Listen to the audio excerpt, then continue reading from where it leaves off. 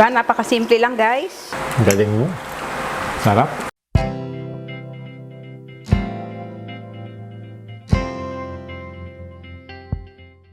Hey everyone! Welcome to Master Che! Today, gagawa naman tayo ng isang sikat na Singaporean dish. But before that, please don't forget to like and subscribe.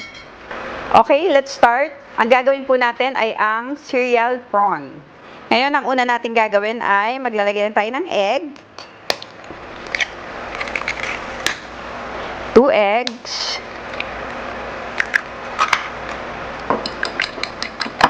Lagyan lang natin ng konting salt. And pepper.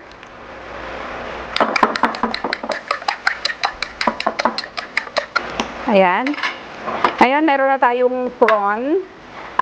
Nalinis ko na siya, na-devein ko na at tinanggal ko yung kanyang ulo para mas malasa ang ating prawn. Pero bago natin i-dip sa ating egg and flour and cornstarch mixture, gawin muna natin ang ating cereal. Kailangan natin siyang i-prepare ahead of time para maging malasa rin ang ating cereal. So, ang una lang natin gagawin ay medyo palilitin lang natin ng konti ang ating cereal.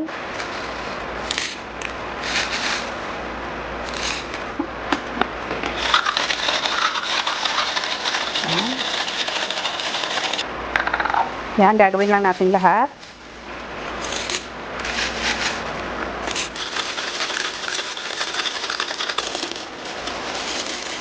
Sali lang muna natin. Yan.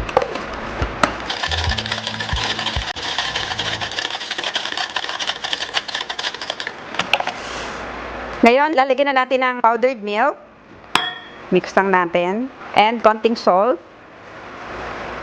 Luin lang natin. Ito ang magpapasarap ng ating cereal prawn. Ngayon, set aside lang natin. Ngayon, gagawin naman natin ang ating shrimp. Mix lang natin ang ating cornstarch and all-purpose flour. Ngayon, ididip lang natin sa egg. And then, sa flour.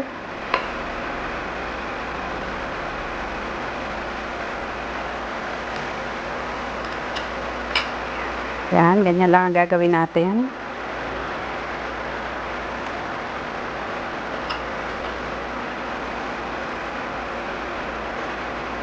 Ngayon, pipirituhin na natin ang ating shrimp. Lagay lang tayo ng oil. Maglalagay din tayo ng konting butter para mas masarap ang ating shrimp.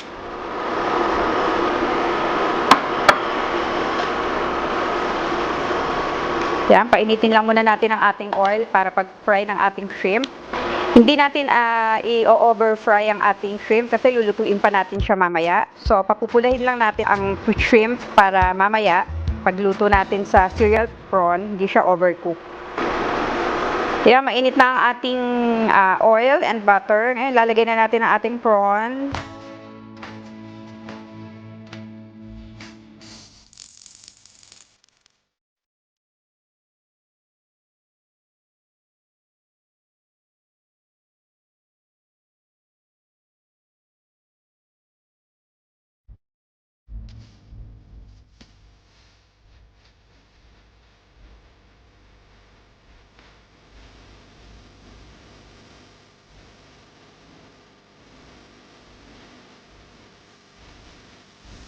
Ngayon, natapos na natin iprito ang ating prawn. Gagawin naman natin ang ating cereal. Lalagay na natin ang ating butter.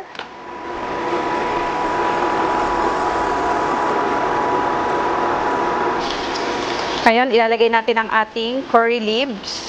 Ito po ang importanteng ingredient ng ating cereal prawn. Ilalagay lang tayo sa ating butter.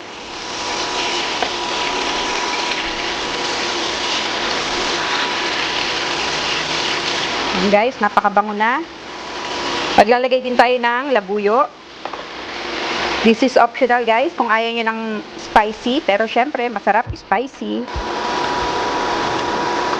Yan. Ngayon, ilalagay na natin ang ating cereal.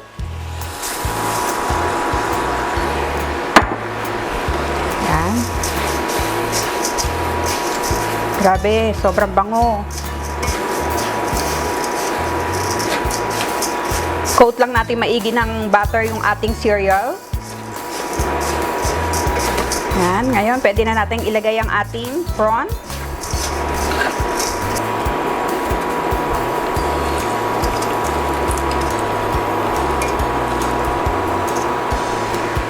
Coat lang natin siyang maigi.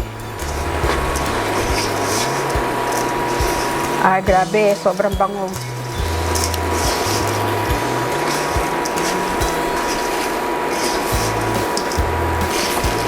Diba? Napakasimple lang, guys. And that's it, guys. Magpi-plate na tayo. There you have it, guys. Narito na ang ating cereal prawn. Titikman na natin. Ngayon, guys, titikman na natin ang ating cereal prawn para malaman na natin kung gaano kasarap. Okay, simulan mo na. Hindi mo na kita. Sige, sana guys, try nyo siyang gawin sa inyong mga bahay. Napakasimple lang, di ba? Napakadali. Kaya tikman mo muna kung masarap.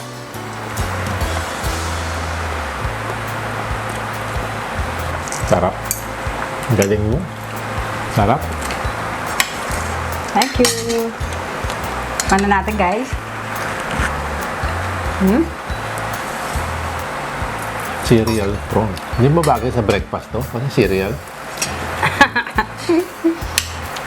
Hi, Monica! Monica, yung favorite mo, cereal prawn. Para sa'yo yan.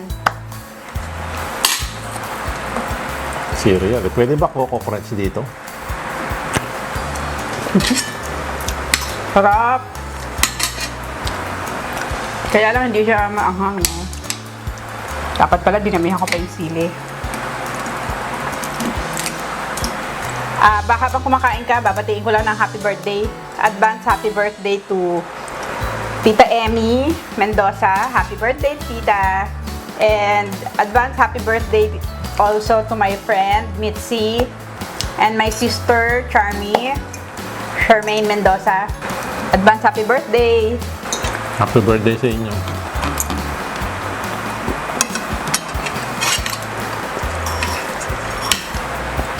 Sarap talaga. Pwedeng sabawan ng gatas to siguro. Cereal. Ano ba? Kayang-kaya niyong gumawa ng ganito sa inyong mga bahay, guys. So, napakasimple lang. Yung ano po, yung ating curry leaves, in-order ko siya sa Shopee. Kasi wala akong mabili sa supermarket. So, sa Shopee meron. Pwede kayo umorder sa Shopee. Saka yung combination ng butter, di ba? Saka nung cereal, masarap. Sana guys, nag-enjoy kayo sa ating recipe for today. And please don't forget to like and subscribe. And click the notification bell para every time may bagong video ay manonotify kayo. Sana nag-enjoy kayo sa ating simpleng Singaporean cereal prawn. Thank you guys for watching and see you again next time. Bye! Bye.